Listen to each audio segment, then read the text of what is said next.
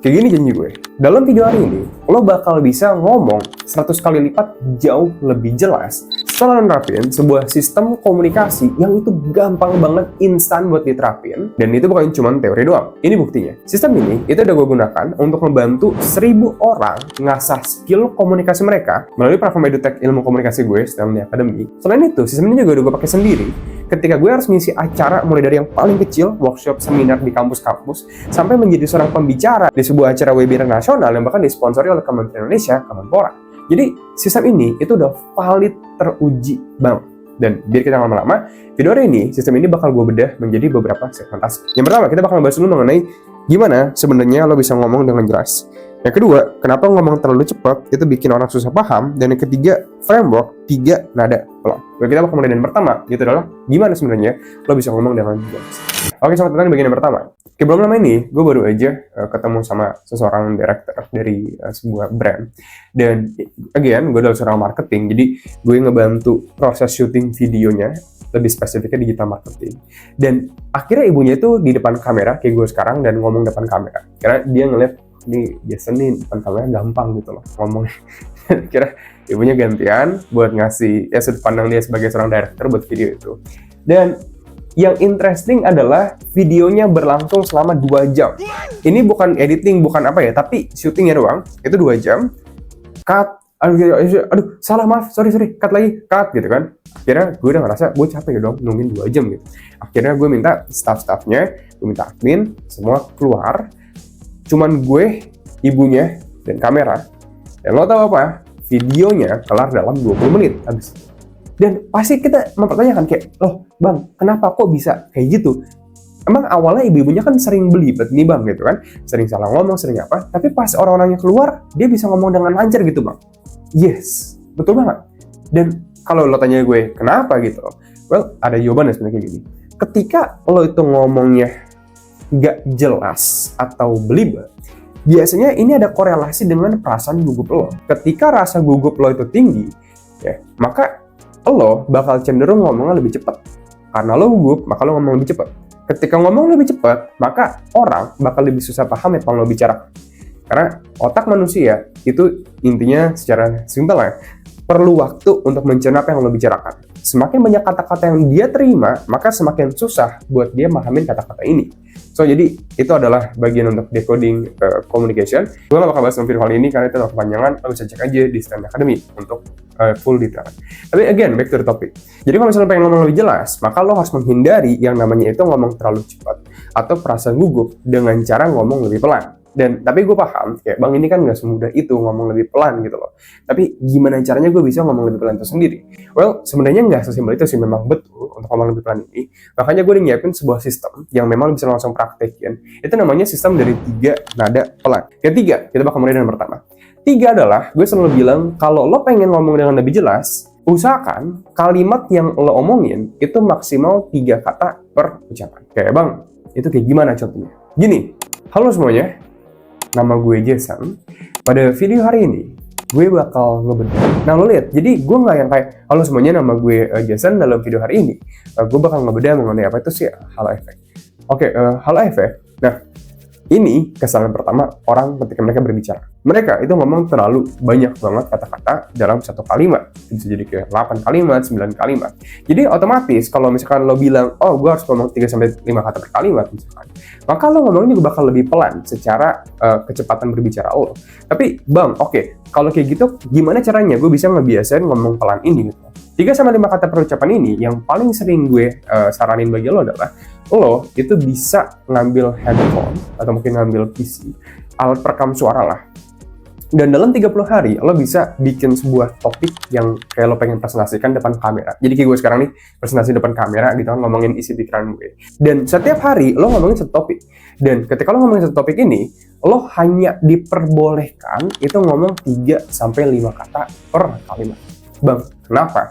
Hal ini bakal membiasakan diri lo untuk membiasakan diri lo sendiri kalau ngomong itu cuma boleh 3-5 kata per kalimat doang. Dan ketika lo ngelakuin sama 30 hari ke depan, ini bakal menjadi sebuah kebiasaan. Sehingga next time kalau misalnya ketemu sama seseorang, maka kebiasaan ngomong 3-5 kata per kalimat ini bakal secara otomatis lo gunakan. Sehingga orang bakal lebih mudah paham dengan apa yang lo bicarakan. Pilih ini untuk yang pertama, 3-5 kata per kalimat. Next adalah bagian untuk nada. Bang, nada itu maksudnya gimana? Gini, nada adalah hal yang bakal bikin orang tuh ngantuk atau enggak ngedengerin omongan lo.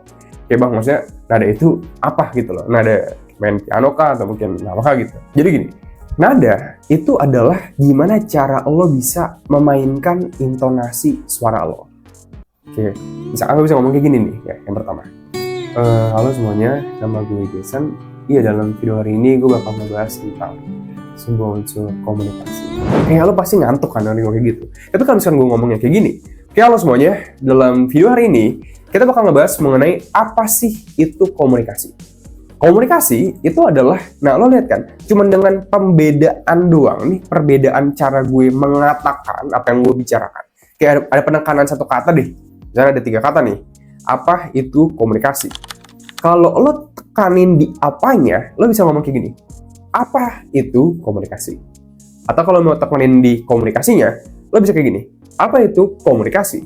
Jadi ada penekanannya, lo pengen tekanan di mana. Nah, penekanan kata ini dalam satu kalimat itu bakal efektif banget buat bikin orang yang ngedengerin omongan lo itu jadi nggak ngantuk. Karena ini itu bikin lo tuh memberikan energi ke orang, sehingga ketika lo ngomong ada penekanan katanya, orang bakal awalnya kayak langsung ngantuk gitu, langsung bangun lagi, dan mereka itu langsung bisa fokus dengan apa yang lo bicarakan. Jadi anggap kayak misalkan fokus orang itu kayak sebuah garis kayak gini, yang dimana pada umumnya pasti garis ini bakal diawali dari atas, kayak ini full perhatian, dan dia nanti lama-kelamaan sampai akhir lo selesai ngomong, dia bakal turun ke bawah. Jadi ini bakal ngantuk, udah tidur bahkan kalau di bawah.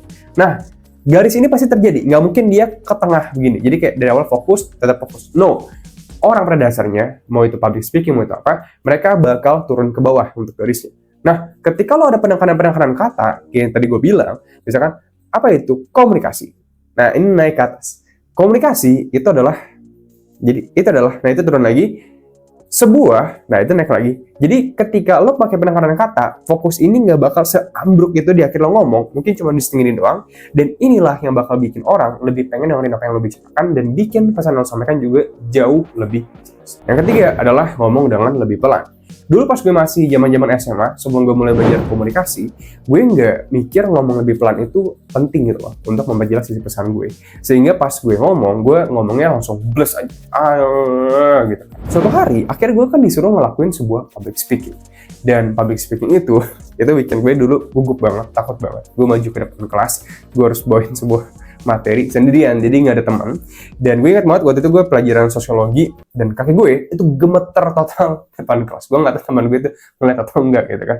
Tapi pas gue depan kelas, akhirnya udah gue kayak, aduh ini parah, kacau gitu loh. Gue ngomongnya cepet, belepotan, dan gue cuma diem doang. Akhirnya gue mikir kayak, ada gak satu hal yang mungkin bisa nyelamatin hidup gue?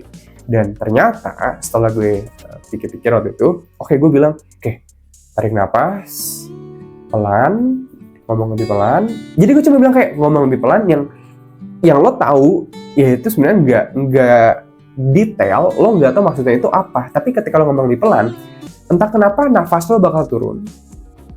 Lo nggak bakal sekencang itu jantung lo, dan ngomong lo juga bakal lebih pelan. Yang awalnya mungkin cepet banget jadi pelan.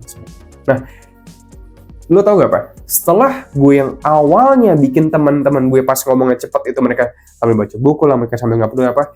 Pas gue ngomong lebih pelan, out of nowhere, kayak gue langsung shift, gue langsung kayak berubah, yang ngomongnya cepet jadi pelan. Semua teman-teman gue itu langsung memperhatikan gue pada saat itu. Dan semenjak momen itu, setiap kali gue ngisi acara, waktu itu gue jadi sekolah juga, gue jadi seorang host, dan next pas gue udah keluar dari itu, gue masuk di pekerjaan, gue jadi seorang trainer sekarang, bikin platform edutech, gue selalu bilang diri gue ngomong lebih pelan. Karena ngomong lebih pelan, itu kayak sebuah magic banget ketika lo lagi ngomong.